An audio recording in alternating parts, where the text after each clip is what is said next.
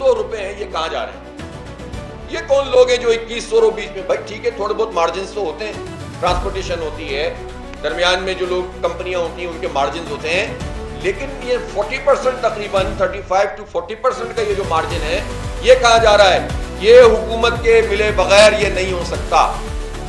जब तक हुकूमत के लोग इसमें करप्शन ना कर रहे हो, ये इतना बड़ा फर्क नहीं हो सकता। जब हम कहते हैं कि किसान को पैसे ज्यादा मिलने चाहिए, तो बाज लोग इस पर प्रोपेगेंडा करते हैं कि आप ये कहते हैं कि जब किसान के पैसे ज्यादा होंगे तो रोटी महंगी हो जाएगी, आटा महंगा हो जाएगा। लेकिन यहाँ तो सूरत हाल ये है कि किसान को भी पैसे पूरे ना मिले और अवाम को भी रोटी महंगी मिले, तो फिर ये खा कौन रहा है आटा? ये हड़प कौन कर रहा है?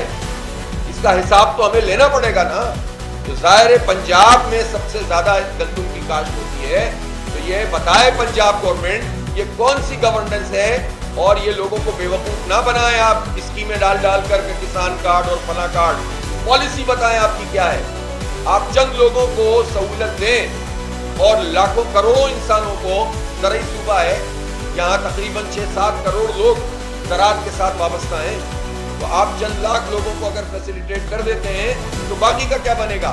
तो आप कोई एनजीओ थोड़ी हैं, आप हुकूमत हैं।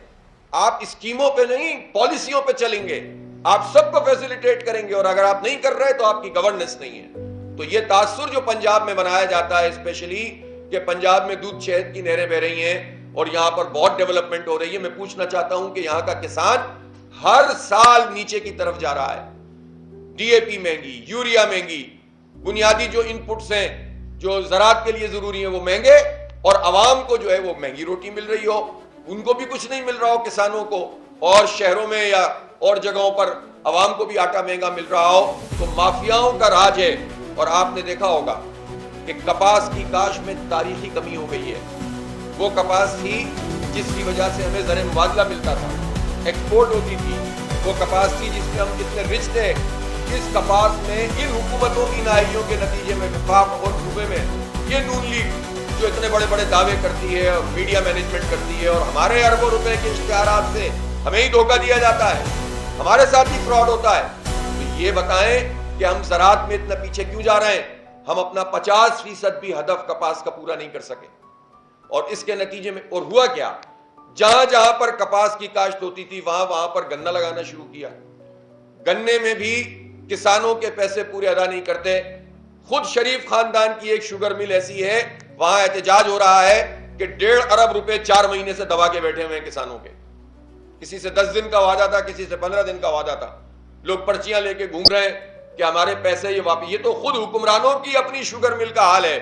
तो ये जो पूरा माफिया बना हुआ है सबके साथ क्या सलूक कर रहा है, और फिर इसके नतीजे में क्या होता है कि आप किसान को भी प्रॉपर तरीके से रेट नहीं देते, लेकिन जो बड़े बड़े माफियाज हैं वो इससे फायदा उठाते हैं। फिर इन्होंने अपनी शुगर मिल लगा ली है।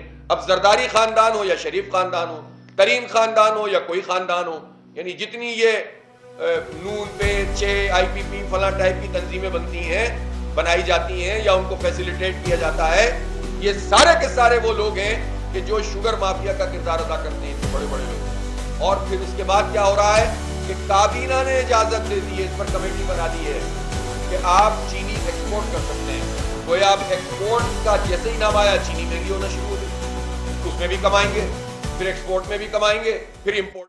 अमीर जमात इस्लामी हाफिज नईमुर रहमान प्रेस कॉन्फ्रेंस कर रहे हैं।